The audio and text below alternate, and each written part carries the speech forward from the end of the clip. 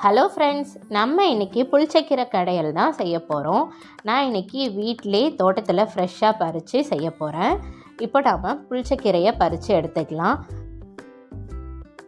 கீரையை நம்ம பறித்து எடுத்துக்கிட்டாச்சு. தேவையான அளவு எடுத்துகிட்டு இதை நல்லா வாஷ் பண்ணி எடுத்து வச்சுருக்கேன். இப்போ ஒரு கடாயில் தேவையான அளவு எண்ணெய் சேர்த்துக்கலாம்.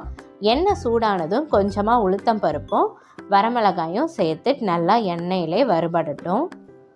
இப்போது ஒரு பெரிய சைஸ் 2 பூண்டு எடுத்து உரித்து சேர்த்துருக்கேன். இதுவும் எண்ணெயிலே நல்லா வதக்கிக்கலாம். இப்போ இது நல்லா வதங்கினதும் நம்ம வாஷ் பண்ணி வச்சுருக்கோம் இல்லைங்களா கீரை, அதையும் சேர்த்துட்டு கொஞ்சம் கொஞ்சமாக சேர்த்துட்டு நல்லா வதக்கி எடுத்துக்கோங்க.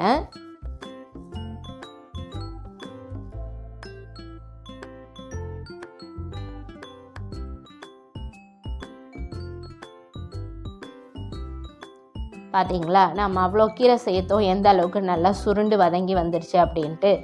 இந்த அளவுக்கு நல்லா வதங்கினதுக்கப்புறமா இதை ஆற வச்சுட்டு ஒரு மிக்ஸி ஜாரில் நம்ம இப்போது சேர்த்துக்கலாம். இப்போ இதுக்கு தேவையான அளவு உப்பு, கொஞ்சமாக தண்ணி சேர்த்துட்டு இதை அரைச்சி எடுத்துக்கோங்க. இப்போது ஒரு கடாயில் கொஞ்சமாக எண்ணெய் சேர்த்துட்டு எண்ணெய் சூடானதும் கடுகு சேர்த்து நல்லா பொரிய விட்டுக்கலாம். கடுகு நல்லா பொரிஞ்சதும் கொஞ்சமாக பெருங்காயத்தூள் சேர்த்துக்கோங்க. சேர்த்துட்டு நாம் அரைச்சி வச்சுருக்கோம் இல்லைங்களா அந்த கீரையை இதில் கொஞ்சமாக சேர்த்துட்டு நல்லா எண்ணெயிலே நல்லா மிக்ஸ் ஆகிற அளவுக்கு நல்லா மீடியம் ஃப்ளேம்லேயே வச்சுட்டு நல்லா வதக்கிக்கலாம். இந்த மாதிரி நாம் மீடியம் ஃப்ளேம்லேயே வச்சு வதக்கி எடுத்துக்கும் போது 2-3 நாள் ஆனாலும் புளிச்சக்கீரை கெட்டு போகாது, நல்லாயிருக்கும், ரொம்பவே டேஸ்ட்டாகவும் இருக்கும்.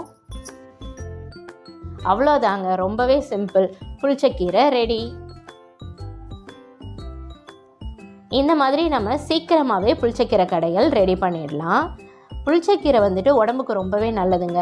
குடல் புண்ணு இருக்கிறவங்க இந்த புளிச்சக்கீரையை அதிகமாக எடுத்துக்கிட்டிங்கன்னா சீக்கிரமாகவே சரியாயிடும். நோய் எதிர்ப்பு சக்தியும் அதிகமாக்கிறதுக்கு இந்த புளிச்சக்கீரை ரொம்பவே ஹெல்ப்ஃபுல்லாக இருக்கும். ஸோ கண்டிப்பாக எல்லாருமே புளிச்சக்கீரை எடுத்துக்கோங்க, உடம்புக்கு ரொம்பவே நல்லது. உங்களுக்கு இந்த வீடியோ பிடிச்சிருந்ததுன்னா மறக்காமல் என்னோடய சேனலை சப்ஸ்கிரைப் பண்ணுங்கள்.